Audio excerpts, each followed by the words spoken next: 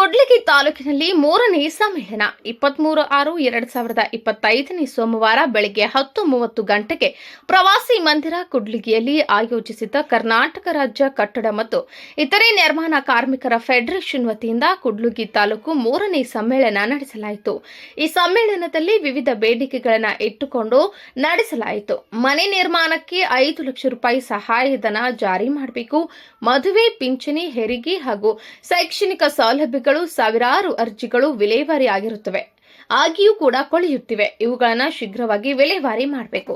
ನೈಜ ಕಾರ್ಮಿಕರ ನೋಂದಣಿ ಮತ್ತು ಮರು ನೋಂದಣಿ ಅರ್ಜಿಗಳನ್ನು ಸಕಾರಣವಿಲ್ಲದೆ ತಿರಸ್ಕರಿಸುವುದು ನಿಲ್ಲಿಸಬೇಕು ಹಾಗೂ ವಿಳಂಬ ಮಾಡದೆ ಕಾರ್ಡ್ ವಿತರಣೆ ಮಾಡಬೇಕು. ಪಿಂಚಣಿಗೆ ಅರ್ಜಿ ಸಲ್ಲಿಸುವಲ್ಲಿ ಆಗುತ್ತಿರುವ ತಾಂತ್ರಿಕ ತೊಂದರೆಗಳನ್ನು ನಿವಾರಿಸಬೇಕು. ಈ ಸಂದರ್ಭದಲ್ಲಿ ಕಟ್ಟಡ ಕಾರ್ಮಿಕರ ಅಧ್ಯಕ್ಷರು, ಎಲ್ಲಾ ಪದಾಧಿಕಾರಿಗಳು ಹಾಜರಿದ್ದರು. News report Gunnali Shridhar, Kudligi. ಹಾಗಾಗಿ ಸಿಎಪಿ ಸಂಘಟನೆ ಕೂಡ್ಲಿಗಿ ತಾಲೂಕಿನಲ್ಲಿ ಬಹಳ ಅತ್ಯಂತ ಅವಶ್ಯಕ ಇದೆ. ಕಾರ್ಮಿಕರಿಗೆ ಧ್ವನಿಯಾಗಲಿಕ್ಕೆ ಬಹಳ ಮುಖ್ಯವಾದಂತ ವಿಚಾರಗಳು ಇಲ್ಲಿ ಬೇಕಾಗಿದೆ ಅಂತೇಳಿ ನಮ್ಮನ್ನ ಕರೆದಿರುವಂತ ಮತ್ತು ವಕೀಲರಾಗಿರ್ತಕ್ಕಂಥ ಕಾರ್ಮಿಕರ ಧ್ವನಿಯಾಗಿರ್ತಕ್ಕಂಥ ಸಂಗಾತಿ ವಿರೂಪಾಕ್ಷಪ್ಪ ಅವರೇ ಮತ್ತು ಡಿವೈಎಫ್ಐ ಮತ್ತು ಡಿಎಚ್ಎಸ್ ಮುಖಂಡರಾಗಿರ್ತಕ್ಕಂಥ ಚಂದ್ರು ಅವರೇ ಮತ್ತು ಆಚಾರ್ಯ ಅವರೇ, ನಬೀಸಾಬ್ ಅವರೇ, ಗುಲಿಯಪ್ಪ ಅವರೇ, ಹನುಮಂತಣ್ಣ ಅವರೇ ಮತ್ತು ಪತ್ರಿಕಾ ಮಾಧ್ಯಮದವರೇ ಮತ್ತು ನಮ್ಮ ವಿಜಯನಗರ ಜಿಲ್ಲೆಯ ಮುಖಂಡರಾಗಿರ್ತಕ್ಕಂಥ ಮತ್ತು ಹೊಸಪೇಟೆ ತಾಲೂಕಿನ ಕಾರ್ಮಿಕರಾಗಿರ್ತಕ್ಕಂಥ ಹೇಮಂತ್ ನಾಯಕ್ ಅವರೇ, ಮುಂಭಾಗದಲ್ಲಿ ಕೂತಿರ್ತಕ್ಕಂಥ ಎಲ್ಲ ನನ್ನ ಕಾರ್ಮಿಕ ಬಂಧುಗಳೇ, ಇವತ್ತು ಕಟ್ಟಡ ಮತ್ತು ಇತರ ನಿರ್ಮಾಣ ಕಾರ್ಮಿಕರ ಒಂದು 3ನೇ ಸಮ್ಮೇಳನ ನಡೀತಾ ಇದೆ ಅಂದ್ರೆ ಅದಕ್ಕೆ ಕೊಡುಗೆಯಾಗಿ ಕೊಟ್ಟಿರ್ತಕ್ಕಂಥದ್ದು ನಮ್ಮ ಕೂಡ್ಲಿಗಿ ತಾಲೂಕಿನ ಈಗಾಗಲೇ ಹೇಳಿದಂತೆ ವಿರೂಪಾಕ್ಷಪ್ಪ ಸಾರು ಮತ್ತೆ ಕೆ.ವಿ. ಶಿವಶಂಕರಣ್ಣ. ಅಂದ್ರೆ ಇವತ್ತು 3ನೇ ಸಮ್ಮೇಳನ ಅಂದ್ರೆ 7 ವರ್ಷಗಳ ಇವತ್ತು ಹಾದಿಯಲ್ಲಿ ಇವತ್ತು ಕೂಡ್ಲಿಗಿಯಲ್ಲಿ ಕಟ್ಟಡ ಕಾರ್ಮಿಕ ಸಂಘಟನೆ ಅದು ನಮ್ಮ construction workers federation of India CWF ಅಡಿಯಲ್ಲಿ ಹೋರಾಟಗಳನ್ನು ಕಟ್ಟಿಕೊಂಡು ಇಲ್ಲಿರುವಂತಹ ಕಾರ್ಮಿಕರಿಗೆ ನಿರಂತರವಾದಂತ ಸೌಲಭ್ಯಗಳು ಕೊಡಿಸಲಿಕ್ಕೆ ಒಂದು ಪ್ರಯತ್ನ ಮಾಡಿರ್ತಕ್ಕಂಥದ್ದು.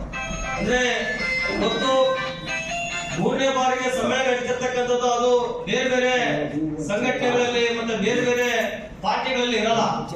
ಅದು ಸಿಐಟಿ ಅಂತಕ್ಕಂಥ centre of India trade union ಅಡಿಯಲ್ಲಿ ಇರುವಂತಹ ಕೆಲವೇ ಸಂಘಟನೆಗಳಿಗೆ ಮಾತ್ರ ಇರ್ತಕ್ಕಂಥ ಒಂದು ವ್ಯವಸ್ಥೆ. ಅಂದ್ರೆ ಆಗದೆ ಇರ್ತಕ್ಕಂಥದ್ದು, ಓದಿರ್ತಕ್ಕಂಥ ಮಕ್ಕಳಿಗೆ ಉದ್ಯೋಗ ಸಿಗದೆ ಇರ್ತಕ್ಕಂಥದ್ದು, ಒಟ್ಟಾರೆ ಹಲವಾರು ಸಮಸ್ಯೆಗಳು ನಮ್ಮನ್ನ ಕಾಡ್ತಾನೆ ಇದಾವೆ. ಇದಕ್ಕೆ ಕಾರಣ ಏನಂದ್ರೆ ಇವತ್ತು ಭಾರತವನ್ನ ಆಳ್ತಕ್ಕಂಥ ಯಾವುದೇ ಸರ್ಕಾರ ಬಂದ್ರೂ ಕೂಡ ಇವತ್ತು ದೊಡ್ಡ ದೊಡ್ಡ ಬಂಡವಾಳಶಾಹಿಗಳಿಗೆ, ಕಾರ್ಪೊರೇಟ್ ಉದ್ಯಮಿಗಳಿಗೆ ಇವತ್ತು ಮನೆ ಆಗ್ತಕ್ಕಂಥ ನೀತಿಗಳು ಬರ್ತಾ ಇರ್ತಕ್ಕಂಥದ್ದು ಇವತ್ತು ಬಡವರಾಗಿ ಉಳಿತದೆ. ಇದು ಬಹಳ ಅರ್ಥ ಮಾಡ್ಕೋಬೇಕಾಗಿರ್ತಕ್ಕಂಥದ್ದು ನಮ್ದು ಮುಂದಿರ್ತಕ್ಕಂಥ ಒಂದು ಅಂಶಗಳು. ಇವತ್ತು ಯಾರು ಇವತ್ತು ದೇಶವನ್ನ ಆಳ್ತಿದ್ದಾರೆ, ರಾಜ್ಯವನ್ನ ಆಳ್ತಿದ್ದಾರೆ, ಅವರು ಇಲ್ಲಿರ್ತಕ್ಕಂಥ ಕಾರ್ಮಿಕರ ಪರವಾಗಿ, ಬಡವರ ಪರವಾಗಿ ಅವ್ರಿಗೆ ಯಾವುದೇ ತೀರ್ಣಾದಂತ ನೀತಿಗಳನ್ನ ತರಲಿಕ್ಕೆ ಸಾಧ್ಯ ಇಲ್ಲ. ಒಂದು ಓಲೈಕೆ ಮಾಡ್ತಕ್ಕಂಥ ರಾಜಕಾರಣ, ಒಂದು ವೋಟ್ ಬ್ಯಾಂಕ್ ರಾಜಕಾರಣಕ್ಕೋಸ್ಕರ ಇವತ್ತು ಚುನಾವಣೆಗಳಲ್ಲಿ ಭರವಸೆಗಳನ್ನು ಕೊಟ್ಟು ಹೋಗ್ತಾ ಇದ್ದಾರೆ. ಆದ್ರೆ ಕಾರ್ಮಿಕರ ನೈಜವಾದಂತಹ ಸಮಸ್ಯೆಗಳ ಬಗ್ಗೆ ಎಲ್ಲಿಯೂ ಕೊಡ್ತಾ ಇಲ್ಲ, ನ್ಯಾಯ ಕೊಡ್ಲಿಕ್ಕೆ ಅವ್ರು ಆಗ್ತಾ ಇಲ್ಲ, ಮುಂದೆ ಬರ್ತಾ ಇಲ್ಲ. ಒಬ್ಬ MLA ಗೆ 1 ಲಕ್ಷ ರೂಪಾಯಿ ಸಂಬಳ ಒಂದು ತಿಂಗಳಿಗೆ, ಅಂದ್ರೆ ಒಂದು ದಿನಕ್ಕೆ 3,330 ರೂಪಾಯಿ, ಒಬ್ಬ 100 ರೂಪಾಯಿ, 500 ರೂಪಾಯಿ, 600 ರೂಪಾಯಿ ಅಷ್ಟೇನೆ.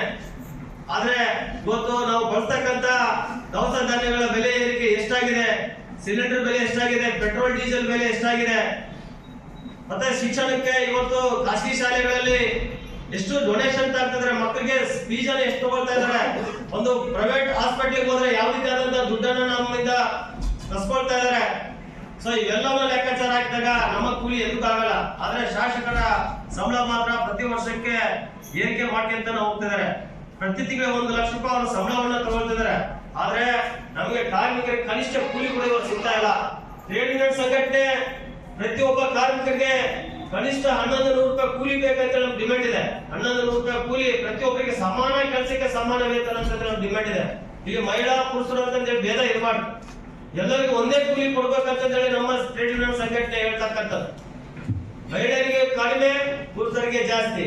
ಇದು ಯಾಕೆ ಅನ್ಯಾಯ? ಕೂಲಿಯಲ್ಲಿ ತಾರತಮ್ಯ ಕೂಡ ಬೇಡ ಅಂತಂದೇಳಿ ಹೋರಾಟ ಮಾಡ್ತಕ್ಕಂಥದ್ದು ಸಿಐಟಿ ಸಂಘಟನೆ. ಆದ್ರೆ ಇವತ್ತು ಸರ್ಕಾರದ ನೀತಿಗಳು ಬಡವರಿಗೆ ಕಾನೂನುಗಳು